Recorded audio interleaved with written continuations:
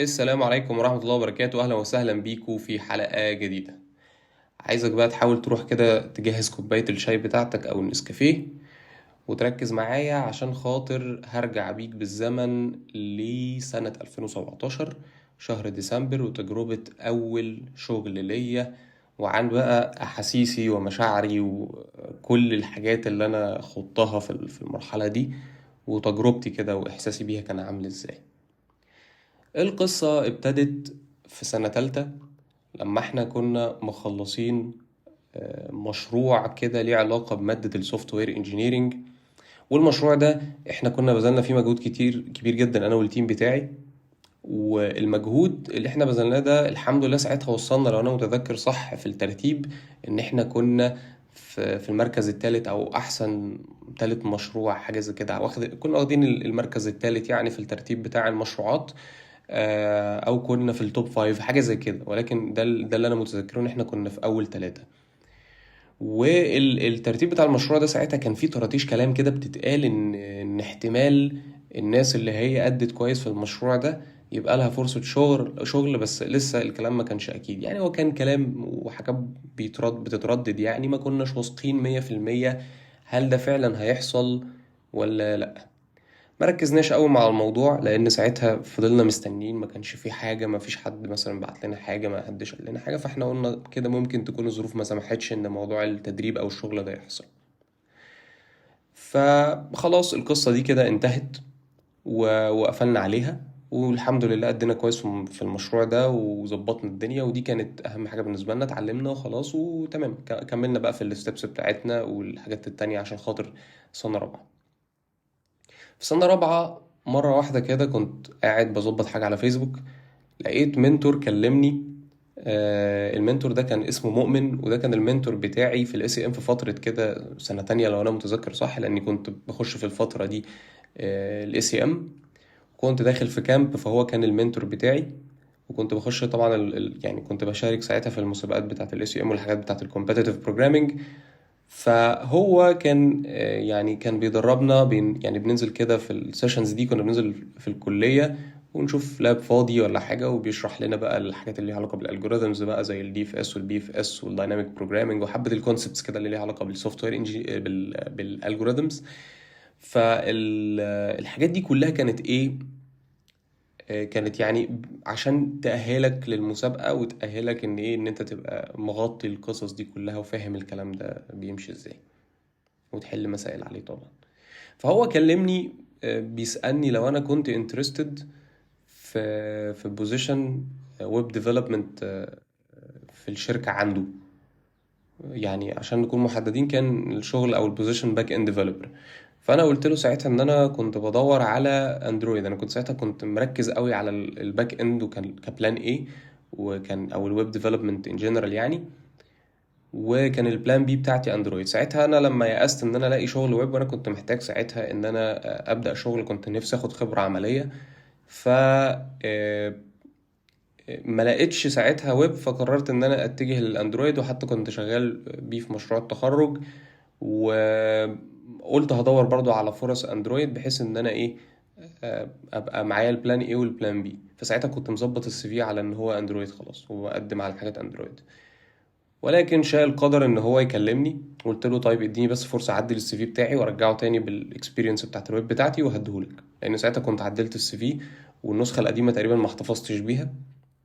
فعدلت السي في وظبطته وعملت رجعته تاني بالتفاصيل بتاعه الويب والكلام ده كله. انا ساعتها كان عندي اكسبيرينس ويب معقوله، والكونسبت بتاعه السوفت وير انجينيرنج بسبب المشروع وبسبب الخبره اللي احنا خدناها في السوفت وير انجينيرنج كورسز كانت كويسه جدا.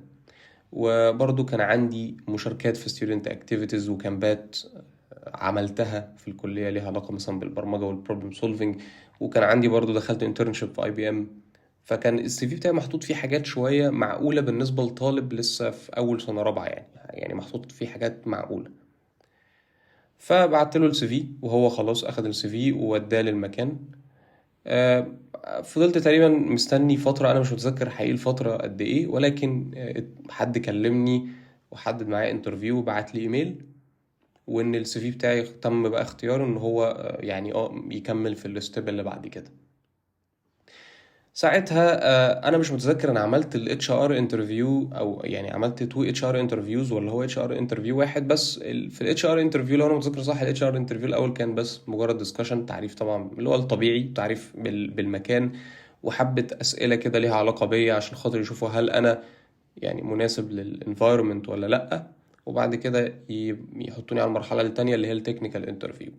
انا مش متذكر الانترفيو ده بالظبط اتسالت على الاكسبكتد سالري ولا لا، ولكن غالبا يا اما كان في الانترفيو ده يا اما في انترفيو بعد التكنيكالي، فهو الاتش ار انترفيو كان متكسر لو انا متذكر صح. آه، دخلت الاتش ار انترفيو وبرضه فضلت مستني شويه، وجالي بعدها الانترفيو بتاع التكنيكال، وتحدد الميعاد بتاع الانترفيو ده.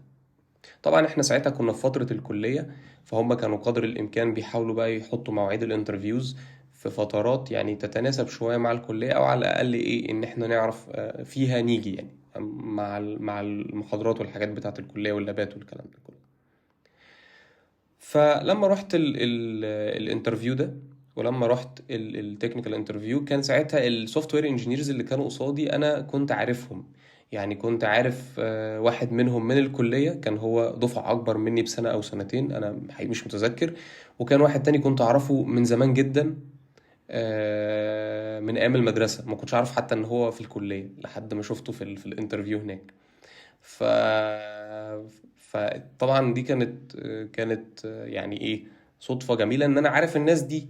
مش لان هم طبعا هي ايه يعني هيقولوا لي احنا عارفينك فيلا تخش، لكن عشان خاطر ايه يعني ناس عارفها، فلو اتقبلت الانفايرمنت هتبقى مع ناس عارفها وهكذا، يعني مش ناس جديد عليك. فده كان ساعتها احساسي وقتها. فطبعا هم كانوا بيتعاملوا، وانا برضو كنت بتعامل بنفس المنطق، اللي هو انا ولا اعرفهم ولا هم يعرفوني. هم بيسألوا الأسئلة وانا بجاوب باللي انا عارفه، وهم صراحة ايه يعني ما قصروش يعني في الأسئلة.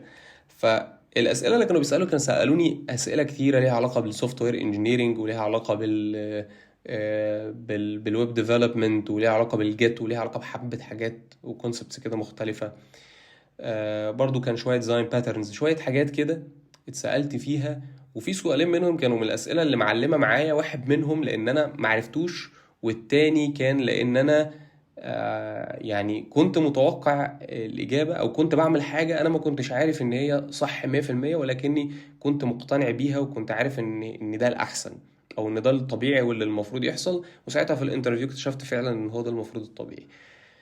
الحاجة اللي هي أنا ما كنتش عارفها إن أنا اتسألت على الجيت، ولحد دلوقتي السؤال ده لسه فاكر. اتسألت على الجيت سؤال اللي هو هل ينفع إن أنت يبقى عندك في الشركة جيت، يعني تبقى عندك اون بريم جيت أو اون بريم جيت سيرفر كده، وتشتغل عليه وما يبقاش موجود على يعني زي ما بيقول الكلاود كده، او ان هو يبقى حاجه زي مثلا زي جيت لاب او جيت هاب والكلام ده، تخش على الموقع وتروح تاكسسه وتحط المشروع عليه بتاعك. فانا ساعتها ما كنتش متخيل ان ده ممكن ينفع. فهو ساعتها انا قلت لا، او ساعتها قلت مش عارف، مش متذكر انا قلت ايه. بس انا ساعتها قلت تقريبا ان انا مش متاكد، بس يعني ان انا اميل لا، ما اعتقدش ان ده ممكن يحصل. وده كانت طبعا غلطه. انت ممكن يبقى عندك عادي اون بريم جيت سيرفر عندك ويبقى عندك الفيرجن كنترول سيستم بتاعك مش على عند شركه معينه، وعادي ويبقى عندك انت لوكال يعني في الشركه. فدي طبعا من الغلطات اللي هي اللي وقعت فيها في الانترفيو كأسئلة تكنيكال. السؤال التاني اللي انا كنت حاجة بعملها وانا كنت عارف ان هي بنسبة كبيرة صح، لكني ما كنتش عارف 100% ان هي صح.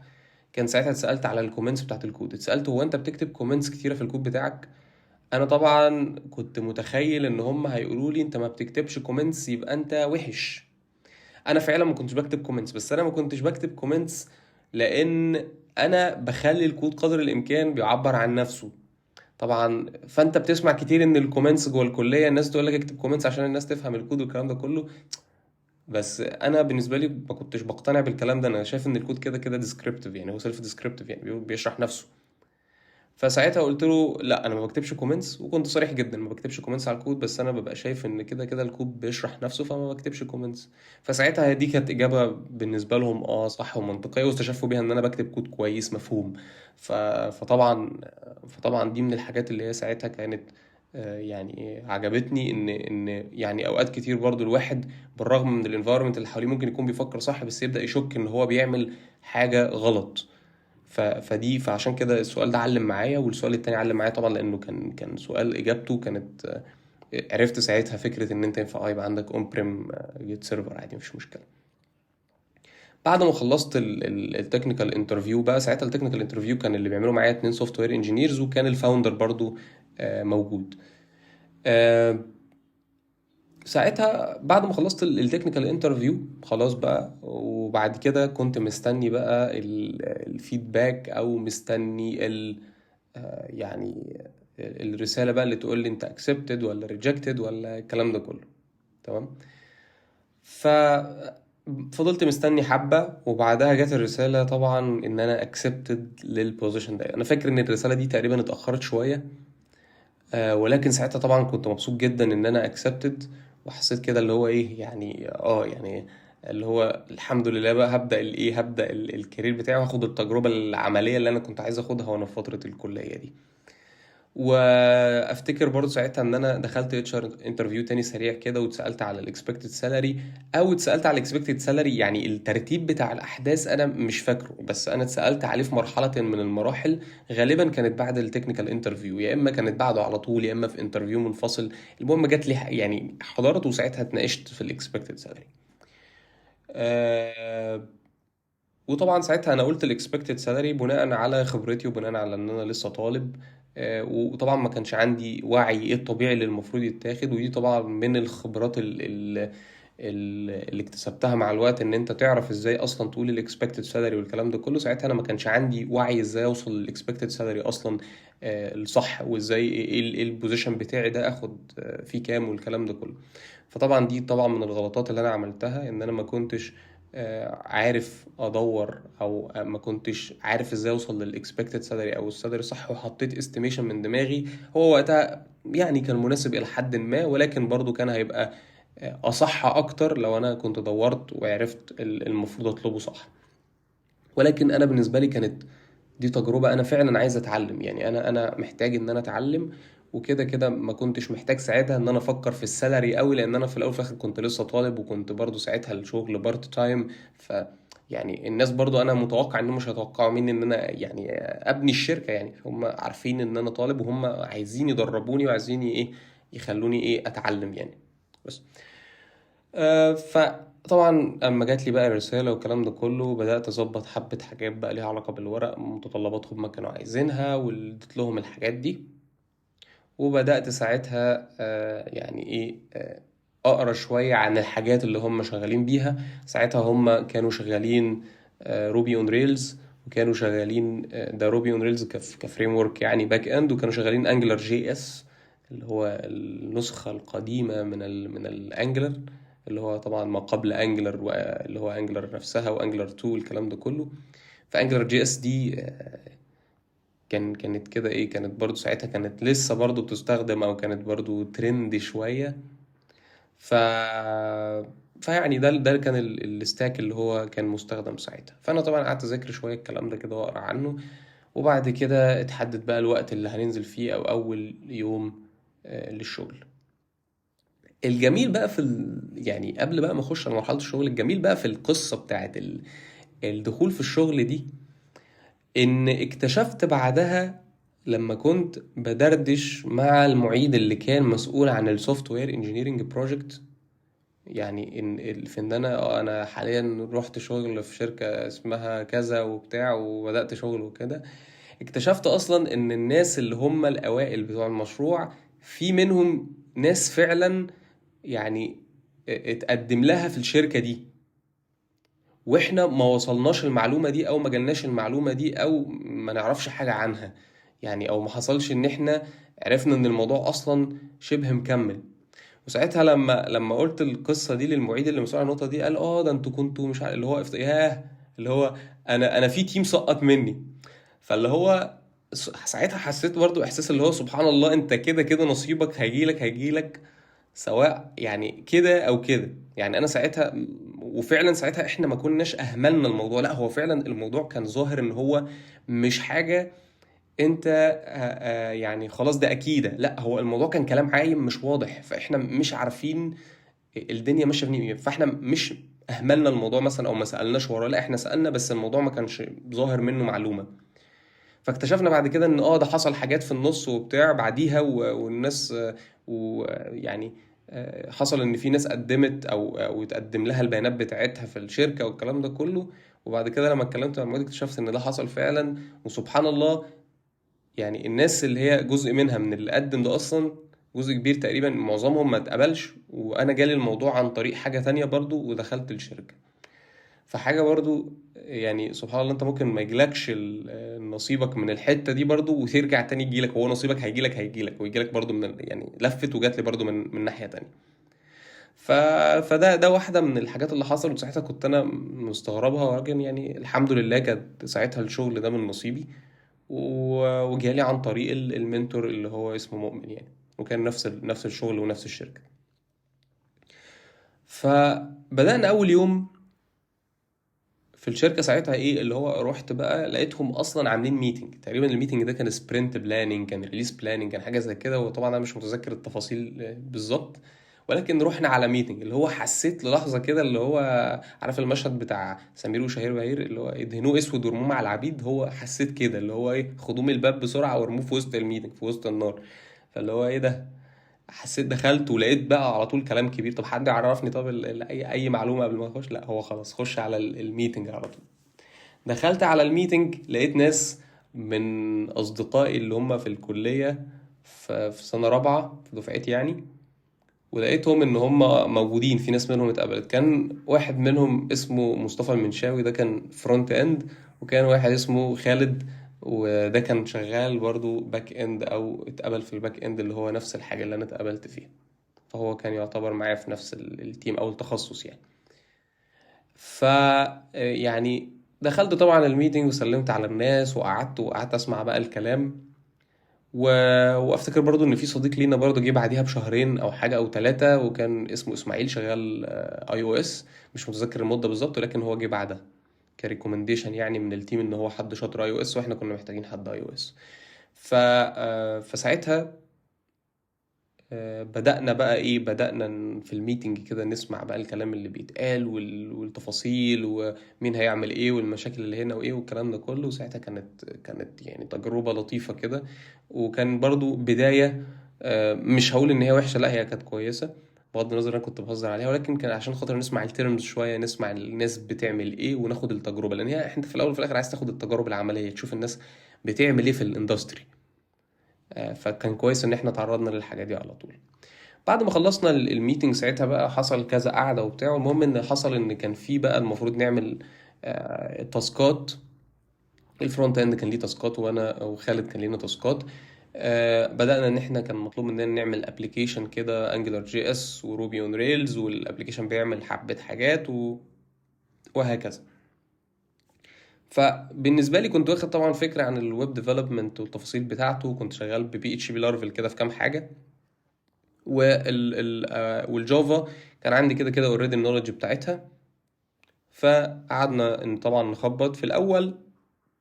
انا كنت بسبب الكليه، ودي من اكبر الغلطات اللي انا معترف اللي انا عملتها في بدايه الكارير بتاعي. وفي بدايه الكارير بتاعي ما اقصدش ككل، لا هو بالذات في التجربه دي، لان انا بعدها اتعلمت ان فعلا ما اكررش اللي انا كنت بعمله ده.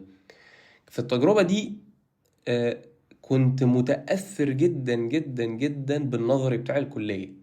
يعني انا كنت شايف ان الدنيا المفروض في السوفت وير انجينيرنج تبقى بيرفكت، مع اني بعد كده عرفت ان مفيش حاجه اسمها كده، مفيش حاجه اسمها بيرفكت السوفت وير، مفيش الكلام ده. دايما السوفت وير انجينير او السوفت وير انجينيرنج هيبقى بشكل عام فيه نواقص، يعني لازم هيبقى فيه مشاكل، لازم فيه قرارات هتدرايف سولوشن كده مش صح، يعمل تكنيكال ديت في السيستم. لازم تحصل حاجه هتعمل تخلي الدنيا مش مظبوطه. لازم مش دايما هتوصل للاوبتيمال سولوشن اول مره. حاجات كده كان الواحد متخيلها، كانت مؤثره عليا جدا جدا جدا وانا شغال. فكان ايه اللي بيحصل لما احنا كنا قررنا ان احنا نعمل المشروع ده، وهم ادوهولنا الاركتكت ساعتها، اداهولنا والسوفت وير انجينيرز بقى كانوا معانا وكده، وقالوا لنا اشتغلوا في المشروع ده. وساعتها كنا هنشتغل فيه لمده اسبوعين حاجه زي كده. في المشروع ده احنا كنا هنتعلم انجلر جي اس نذاكرها، نتعلم روبي اون ريلز ونذاكرها، ونبدأ ننفذ المشروع ده. وساعتها لو انا متذكر صح كان الداتابيز المستخدمة برضو كانت بوست جريس، حاجة زي كده. فبدأنا بقى نخبط في المشروع وبدأنا نعمل، بس انا كنت متأثر جدا بالثيري، يعني كنت متأثر جدا بيها، وكنت آه، واخد وقت كبير جدا جدا جدا في الاناليسز والديزاين، لدرجه ان ده برضو كان بيأثر على التيم ميت اللي معايا، كان بيأثر على صديقي اللي هو كان شغال معايا، وكان يعني احنا عايزين نبدأ شغل او نشتغل وكده، بس احنا كنا قاعدين كتير قوي في النظري وفي الاناليسيس والديزاين. تقدر تقول ان احنا كنا شبه بنعمل فكر الووتر فول بدل ما نعمل شغل الاجايل، وهي الشركه كانت شغاله اجايل. فاحنا برغم ان انا كنت عارف وفاهم اجايل شويه وكنت جربت، بس برضو كنت بقى دايس شويه في الاناليسيس والديزاين بتفاصيل ضخمه. وكنا قعدنا فتره في الاول عمالين نعمل كده. ده مش غلط، ولكنه مش صح في الوقت ده، لان هو طبعا هو مش غلط لان البروبلم كانت واضحه، يعني انتوا عايزين مننا كده كذا كذا كذا كذا، فخلاص انا هحط الاناليسيس والديزاين كامل، فالبروبلم واضحه اخرها واضح، مفيش ريكويرمنتس ناقصه، مفيش متغيرات، مفيش يعني هو خلاص. فعشان كده الفكر ده كان بيتم. لكن اللي خسرناه ان احنا خسرنا الاوبجيكتيف، اصلا نسينا الاوبجيكتيف ان انت تتعلم التولز، فانت عايز التطبيق اكتر من ان انت توصل للبيست سولوشن. فده ساعتها خلانا ايه بناخد وقت كبير قوي في الجزء بتاع الاناليسز والديزاين، واحنا كنا المفروض ندي الوقت معقول ونبدا نعدل كده لو حسينا ان في حاجه كانت المفروض تتعمل بشكل صح، بس نبدا نطبق عشان نتعلم التولز، لان هو ده كان الهدف، ان احنا نتعلم التولز. وانا كنت اتمنى ساعتها ان حد يقول لي الجمله دي كده صراحه، ويقول لي خلي بالك انت كده بتلوز الاوبجكتيف او بتلوز الكونتكست، لا المفروض تركز على انك انت تتعلم التولز، لان هو ده الهدف من المشروع، وتطبق فيه الكونسبتس اللي احنا مستخدمينها في المشروع بتاع الشركه، وهكذا. فطبعا ده كان من الغلطات اللي انا عملتها. الغلطه التانية بقى اللي انا كنت عملتها برضو ومقتنع بيها جدا جدا جدا، يعني فوق ما تتخيل، ومع الوقت اخدت الكلام ده بالخبره. كنا احنا دايما واحنا شغالين ومطورين في الاناليسز والديزاين وفي البدايات وبنتعلم والكلام ده كله، كان حد يسالنا يقول لنا هو انتوا خلصتوا؟ ساعتها كنت انا او قربتوا مثلا تخلصوا او يعني وصلتوا لايه، كنت ساعتها بقول ان احنا خلصنا بس فاضل لنا كذا كذا، كنا خلصنا بس او خلصنا بس مش عارف ايه. طب هل في حاجه اسمها خلصنا بس؟ لا، مش حاجه اسمها خلصنا بس. ساعتها جالي رد من السوفت وير اركتكت، رد قوي جدا، يعني انا فاكره لحد دلوقتي. قال لي ما دام لسه فاضل حاجات يبقى انتوا ما خلصتوش، فجملة خلصنا بس فاضل كذا دي غلط. وده منطقي جدا. ليه؟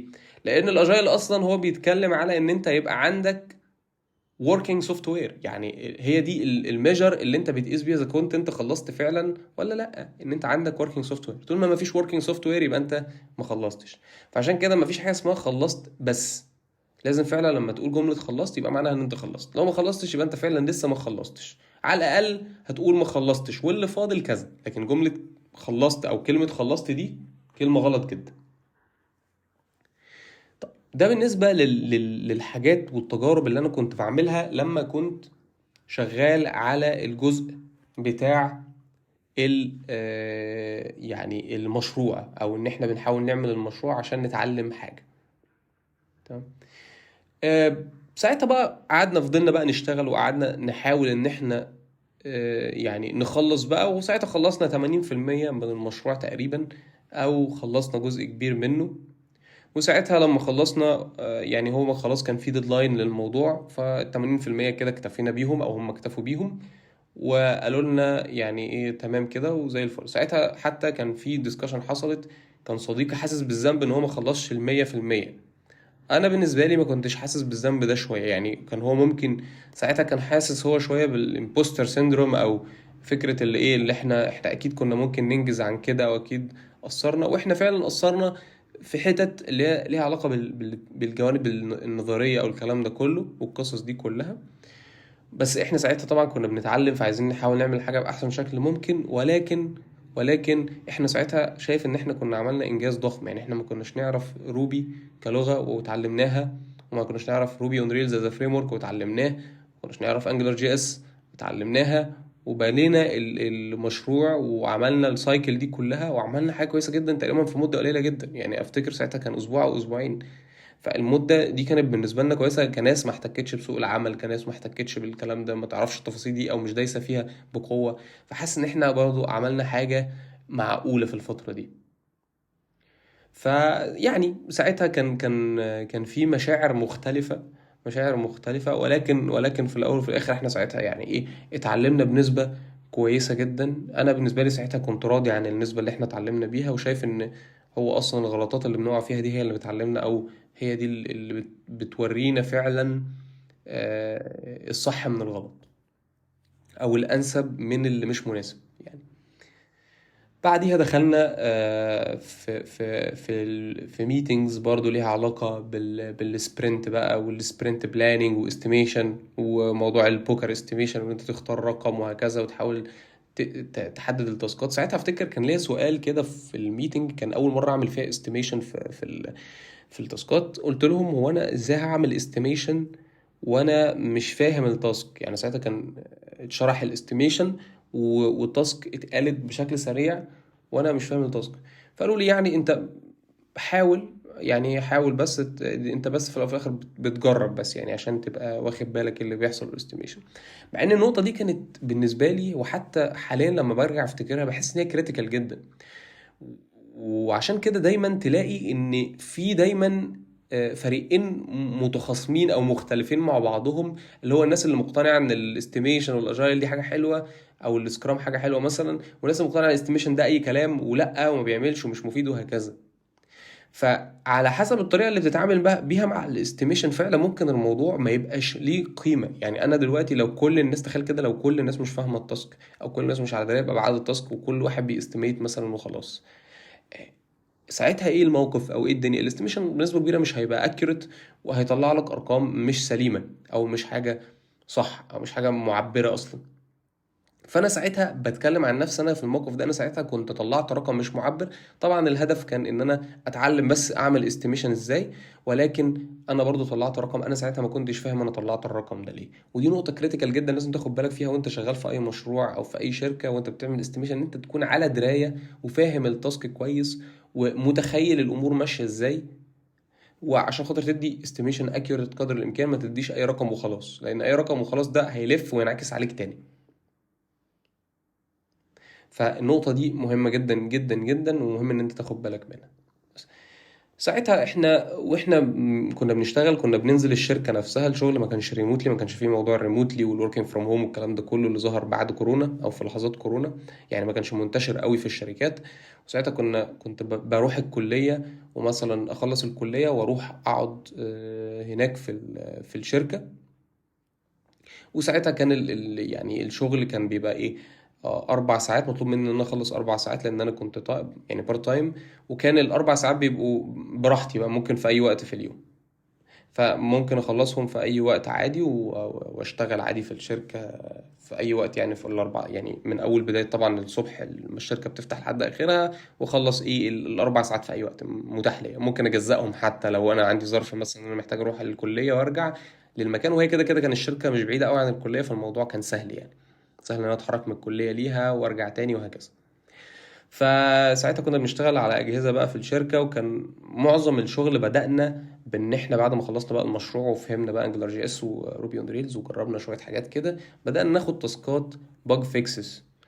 ودي دايما الابروتش بصراحة اللي أنا حبيت إن هم عملوه معانا، واللي أنا أحب إن أنا أعمله حتى مع ناس تانية. دايما أنا بحب إيه الشخص اللي بيجي يتعلم شوية حاجات اللي هي الاساسيه اللي ليها علاقه بالاستاك، وياخد باج فيكسز. الباج فيكسز بيبقى فيه باج فيكسز كده محطوطه، انت عارف ان هي موجوده في الباك لوج كده، الاولويه بتاعتها مش ضخمه بس هي موجوده دايما. دي بتدي امكانيه للشخص اللي هيجي ان هي ما تبقاش حاجه كريتيكال، ما تضرش الدنيا قوي، وفي نفس الوقت الشخص يتعلم فيها ويقرا المشروع ويفهم ده ماشي ازاي، وده بيكلم مين، وده بيعمل ايه في الكود، عشان خاطر ايه يتعلم كده الاجزاء بتتعامل مع بعضها ازاي، وفي نفس الوقت يحاول يوصل للحل بتاع البج. فبتبقى بالرغم ان هي مش كريتيكال، الا ان هي وسيله كويسه جدا تعلم الناس اللي هي بتاخد تريننج، او الناس اللي هم لسه متخرجين او لسه في الكليه، الدنيا ماشيه ازاي، ويبداوا فعلا ياخدوا تجربه ان انا بكونتريبيوت في الكود بيز. يعني انا بحل مشكله حقيقيه موجوده وبمرج مثلا المشكله دي. تمام. فساعتها احنا كنا ابتدينا ببجز كده، وكان معظمها حتى ليها علاقه بالفرونت اند، كان انجلر جي اس يعني. وطبعا في وسط ما احنا شغالين بقى وبنبدأ بقى نعدي بالبج دي، عدينا على سايكلز كتير، منها بقى ازاي تعمل تظبط بقى البرانشنج موديل بتاع الكود بيز كان معمول ازاي مثلا، او الاستراتيجي بتاعته. طيب ازاي انا كريت البرانشز بتاعت الباج فيكسز والفيتشرز والكلام ده كله. طب المايجريشنز نعملها ازاي؟ طب هنمرج الكود ازاي؟ الكلام ده كله، كل القصص بقى وما يتعلق بالجيت وكل الكلام ده كله. فخدنا السايكل وخدنا التجربه دي. وطبعا لو كان عندنا اسئله كنا بنروح للسوفت وير انجينيرز ونسالهم، وهم كانوا من فتره للتانيه بيعلمونا وبيشرحوا لنا حاجات كده في السيستم، بيقعدوا مثلا معانا ساعه في اليوم ولا حاجه يشرحوا لنا حاجه في السيستم وهكذا. تمام. آه موضوع الثيوريتيكال نوليدج برضو ظهر معايا تاني وتالت ورابع، وبدأ يظهر معايا كتير جدا جدا جدا، وكان طاغي عليا بشكل مش طبيعي. لدرجة ان انا اوقات كتير جدا كنت بعترض، اشوف حاجة في الكود بيز ما تعجبنيش اعترض. طب وحتى ما كنتش بقدم حلول قوية، في اوقات كنت بقدم حلول بس بقلة خبرتي برضو، في اوقات ما كنتش بعرف اقدم حلول. كنت بعترض كتير على حاجات موجودة مثلا في الكود بيز.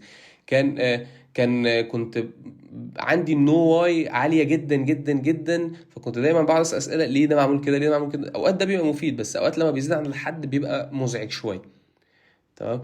فحتى موضوع النظري من كتر ما هو كان مؤثر عليا، كان ساعتها افتكر ان مره حد كان بيقول حاجه، او هو كان بيتكلم في حاجه، انا كنت برضه في الدiscussion يعني، هو كان بيتكلم عن كونسبت، والكونسبت ده هو كان بيقول ان الكونسبت ده بيعمل كذا كذا كذا، او الحاجه دي بتعمل كذا كذا كذا. فانا ساعتها رديت ان انا قريت مقال ان لا، الحاجه دي بتعمل كذا كذا وكمان معاها كذا. فهو طبعا الكلام اللي انا كنت بقوله ده ما كانش صح 100%، لان هو كان مبني على حاجه نظريه جدا جدا جدا، واللي بعد كده اكتشفت ان ده غلط. يعني الكلام اللي انا كنت بقوله ساعتها فعلا ده ما كانش صح، وان انا كان فهمي حتى للي مكتوب في النظري ساعتها كان غلط. فانا كنت ساعتها بدي كريدت جدا عالي للحاجات النظريه، وكنت بتكلم في النظري. هو بالنسبه لي لان انت وانت في الكليه انت معظم الشغل نظري، حتى لو في حاجات عملي بس المعظم ثيوريتيكال جدا. ودي مشاكل من المشاكل الكبيره، ان الناس ما بتعرفش في الكليه تعمل بالانس ما بين الفكر النظري والفكر الواقعي، او على ارض الواقع الدنيا بتحصل ازاي. بتقعد تاخد كلام نظري كتير جدا جدا جدا جدا، وتخش على ارض الواقع تتصدم ان النظري ده مش بيتطبق صح على ارض الواقع، والنظري بيقول لك في حاجات ما تنفعش وعادي بتنفع على ارض الواقع بالتجربه، وي وي وحاجات كتير جدا. فطبعا ده كان برضو كان عامل ضغوطات، يعني كان عامل ضغوطات شوية بالنسبة لي في الشغل، ان انا كنت بعمل ايه، نظري كتير جدا، وكنت بعترض في حاجات كتير جدا. واكيد ده برضو كان عامل نوع من انواع برضو الايه، ليفل الازعاج اللي هو ايه برضو للسوفت وير انجينيرز اللي موجودين، لان انا كنت ايه، بسأل كتير في حاجات بعترض عليها كتير، والكلام ده ما كانش صح ان انا اعمله في وقتها. بس انا كان يعني ايه، كان الفتره دي كده كان اللي هو حماس وعايز اتعلم قدر الامكان. عارف انت اللي هو الحماس بتاع اي حد فريش مثلا وكده، انا عايز اتعلم كل حاجه في الكوكب، عايز اعمل كل حاجه في الكوكب. هو كان بالظبط كده. وطبعا كان ساعتها هم كانوا بيشتغلوا على تاسكات وبيعملوا حاجات كتير بجانب ان هم كانوا بيمنتروا الشغل بتاعنا، او بيمنترونا يعني في الشغل اللي احنا بنعمله. تمام.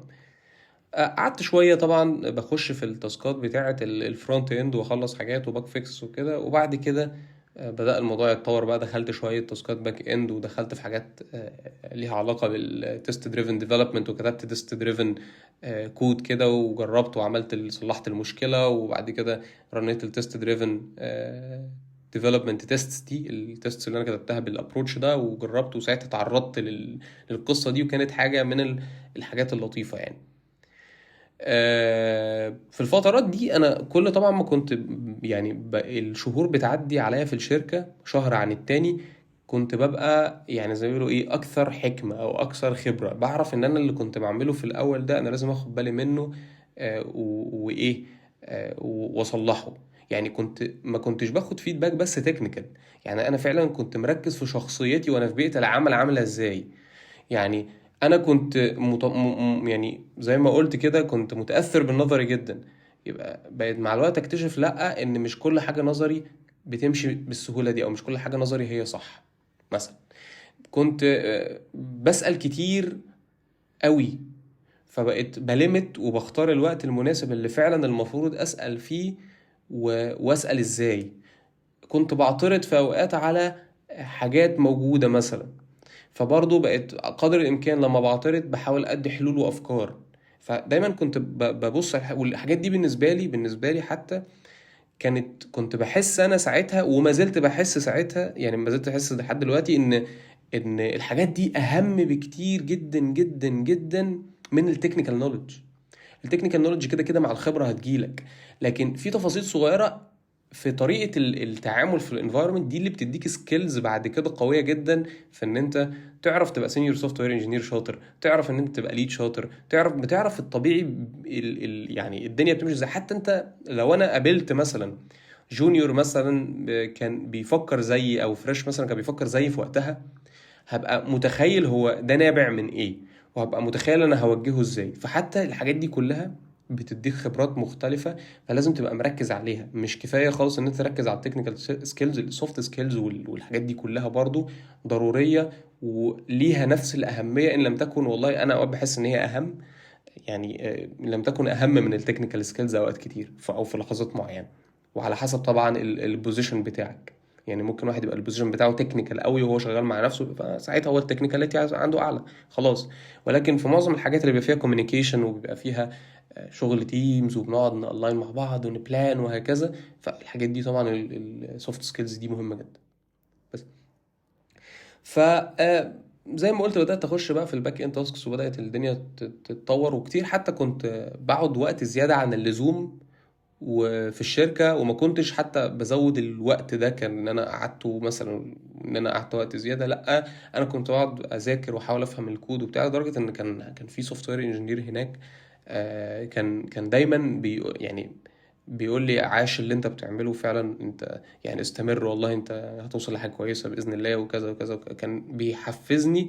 ولما بيلاقي حتى الطريقة بتاعت المذاكرة، يعني انا كنت اوقات كتير كنت بمسك الكود بيز، ابص على الحاجات اللي مكتوبة وهي مكتوبة ازاي، واشوف حاجة غريبة انا اول مرة اشوف السنتكس ده واشوفه بالشكل ده وبتاع، اروح مدور عليها وافهم دي اسمها كول باك. انا ما كنتش اعرف الكول باك كان ان هي بتتنده مثلا في الباك جراوند، وممكن تتنده الميثود كده بشكل مثلا اسynchronous او ايا كان.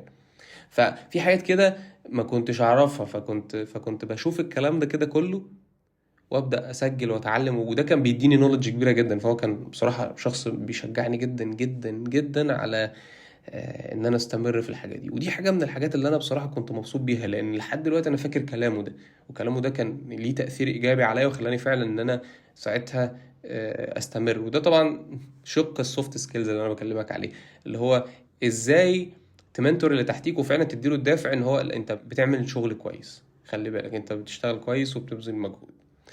طبعا ده الشق الايجابي. الشق السلبي ان السوفت وير انجينيرز عددهم ما كانش ضخم، وبالتالي هم عشان يمنترونا وكل شويه نقعد نسالهم والكلام ده كله، ده كان ضاغط عليهم لدرجه ان احنا كنا حتى محددين اورز كده، يعني بعد كده ان احنا نسالهم فيها، بحيث ان هم يبقى عندهم فوكس اورز يعرفوا يركزوا فيها.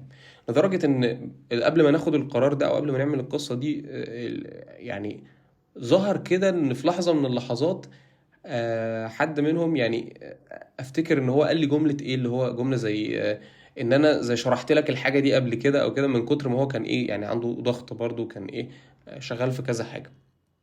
انا ساعتها طبعا احنا كنا بنتعرض لمحتوى ضخم جدا، وبنتعرض لشروحات وكونسبتس ضخمة جدا وبتاع، فانا نفسي كنت بتشتت اوقات كتير، وعادي مش بستوعب كل حاجة 100%. وكان برضو انا كان عندي مشكلة ان انا بتشتت بسرعة جدا، يعني تركيزي بيتشتت بسرعة جدا، وكان عندي ضعف تركيز كبير جدا. فطبعا كان في شق المعاناة ده ان انا كان تركيزي ضعيف.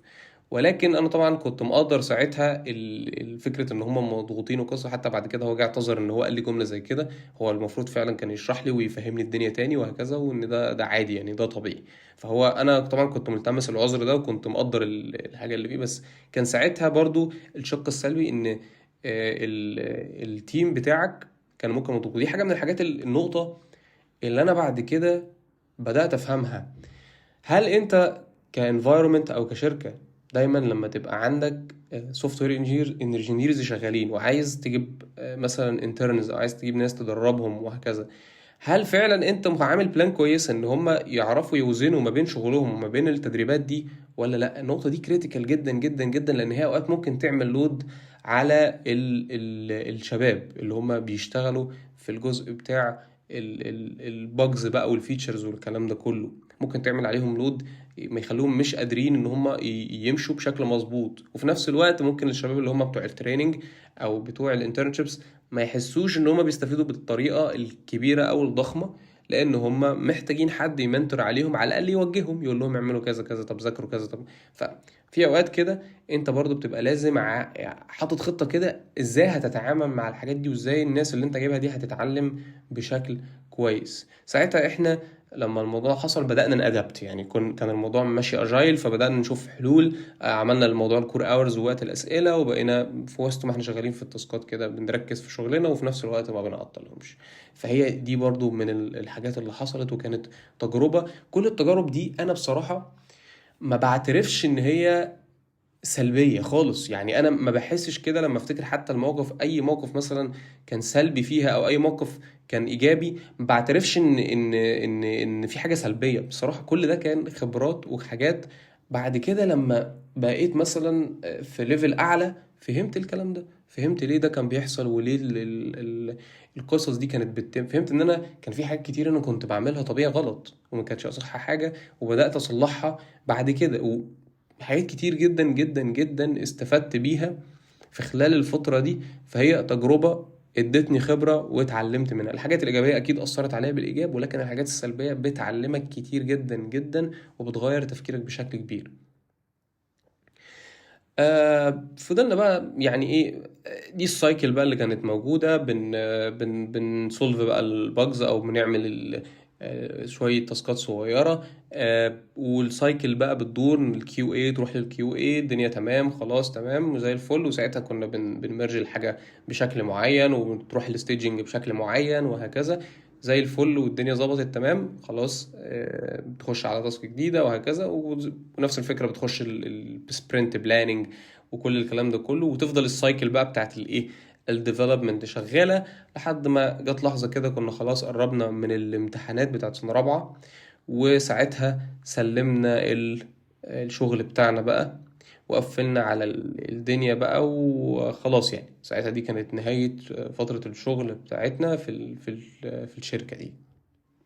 والفترة دي كانت من أكتر الفترات اللي هي الواحد برضو في بداية الكارير بتاعه استفاد بيها، لأن هي فعلا كانت فرصة كده عرفتك الدنيا بتمشي ازاي. لدرجة إن أنا لما اشتغلت بعديها في شركة بعد الجيش، التجربة ما حسيتش ان هي غريبة. يعني ده انا فاهم اجايل، انا فاهم البرانشنج موديل بيمشي ازاي، انا فاهم ما حسيتش بالضغط اللي هو بتاع اول شغل. لا، انا كنت داخل وانا مطمن جدا وعندي اوريدي خبرة قبل كده. فما حسيتش كده ايه، حسيت اللي هو يعني كأني دي تاني شركة. يعني عادي نقلت من شركة ورحت على شركة تانية، فدي كانت تاني شركة بالنسبة لي وخلاص. والدنيا مشيت وما حسيتش بأي رهبة في أي حاجة. فدي من التجارب اللي حقيقي أثرت عليا بالإيجاب، وكان تأثيرها بعد كده عليا في الخبرات اللي بعد كده كانت كويسة جدا. لأن أنا فعلا في الفترة دي اكتشفت نفسي أكتر، اكتشفت طريقة التفكير بتاعتي، الغلط منها والصح منها، واللي أنا المفروض أنميه، وإيه الحاجات اللي المفروض أمنعها، وإيه الحاجات اللي المفروض أطورها وهكذا. فده كده باختصار التجربة بتاعت أول شغل ليا. وكل الناس طبعا اللي انا اشتغلت معاها في الشركة دي حقيقي كلهم فادوني، يعني بكل الطرق المختلفة، كل الطرق المختلفة، سواء بحافز سواء بموقف سلبي سواء بقى، كل الناس استفدت منهم يعني بشكل انتوا مش متصورينه. ودي انا ليه اقصد اقول ده، عشان عايزك تاخد بالك انك انت دايما تتعلم من المواقف السلبية.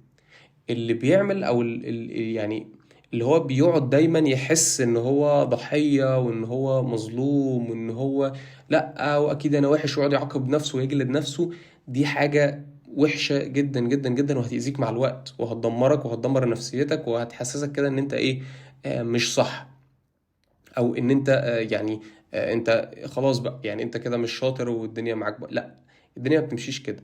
كل الحاجات اللي انت بتمر بيها خد منها التجربة المفيدة اللي تعلمك، خد منها العبرة، او خلاص خليها حافز ليك ان انت تكمل.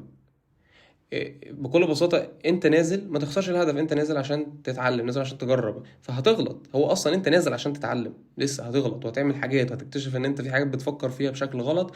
الحاجات دي اقعد كده شغال، خد فيدباك من نفسك، صلح الحاجات دي، كمل تاني، وهكذا. وافضل شغال في السايكل دي لحد ما تلاقي نفسك بتوصل لأحسن فيرجن منك مع الوقت. فالحياة والتطور اللي بيحصل في شخصيتك والتطور اللي بيحصل في الكارير بتاعك هو ما بيجيش غير بالشكل ده. لازم يعني تبقى ما بتجلدش نفسك زيادة عن اللزوم، ولازم ان انت تحاول ان انت تستفيد من الحاجات اللي انت بتمر بيها دي. وعادي، عادي، كل الناس بتغلط وكل الناس بتقع في غلطات، ويعني من اكتر ناس اعلى ليفلز لاقل ليفلز. ولكن زي ما بيقولوا ايه، الشاطر اللي بيتعلم من الغلط بتاعه وبيكمل وبيكمل وبيصلح الدنيا اكتر وبيقعد يحسن في نفسه قدر الامكان. ودي السايكل اللي انت تقعد تعملها لحد ما تقابل ربنا. يعني هي دي السايكل اللي انت هتفضل ماشي بيها. بس كده، اتمنى ان انا اكون قدرت ان انا الخص لكم الخبرة بتاعتي كده في خلال الفترة دي، وكل الحاجات اللي انا كنت حاسس بيها في الفترة دي. ولو انت ما تعرضتش لان انت تنزل شغل في شركة، ده حاجة ما تزعلكش، لا انت كمل واستمر وذاكر في يعني ذاكر في فترة الكلية واعمل مشاريع وهكذا، وحاول تشوف حاجة فريلانس. لو ما عرفتش تلاقي حاجة فريلانس برضو كمل واجتهد واعمل المشاريع بتاعتك. ومع اول شغل هتاخد الخبرة دي برضو، وكل الحاجات حتى لو انت شاكك ان في حاجة ممكن انت مش حاسس ان هي صح هتعملها او كذا والكلام ده كله، هتاخد الخبرة دي في الاول والدنيا هتتصلح، وهتلاقي نفسك بعد كده الدنيا بالنسبة لك احسن كتير جدا. وزي ما قلت لك حاول ان انت يعني دايما يعني نقطة المنتورنج دي عادي ان انت تسأل حد اكبر منك وتفهم منه الدنيا بتمشي ازاي وهكذا، وتخليه ينصحك. يعني دايما خلي فيه كده منتورز حواليك، اسألهم كده الدنيا بتمشي ازاي، بحيث برضو ان انت تاخد منهم المعلومات دي او تاخد منهم جزء الخبرات دي كفهم حتى او كوعي ان هي تبقى عندك وان هي موجودة، من غير ما تنزل الشغل على ارض الواقع. هو الموضوع الشغل اللي حصل معايا ده كان نصيب وجه في وقتها، انا اجتهدت وهو ربنا كرم ان انا الاقي شغل في الوقت ده. ولكن ما تيأسش يعني مش معناها ان انت وحش لو ما لقيتش شغل، لا، هو الموضوع كان نصيب و... وعادي. يعني الموضوع ان انت تلاقي بارت تايم جوب ده في سنة رابعة ده حاجة يعني هي صعبة شوية، مش حاجة سهلة. فاللي انت هتقدر تعمله، ركز في مشروع تخرجك، ابنيه كويس، ركز في المشروع بتاعك، اعمل مشاريع كتير، ركز في المجال، وبإذن الله هتلاقي التجارب دي هتيجي كده كده مع الوقت. ومش يعني ما تستعجلش عليها، كل حاجة ليها وقتها. بس كده، يا سلام عليكم.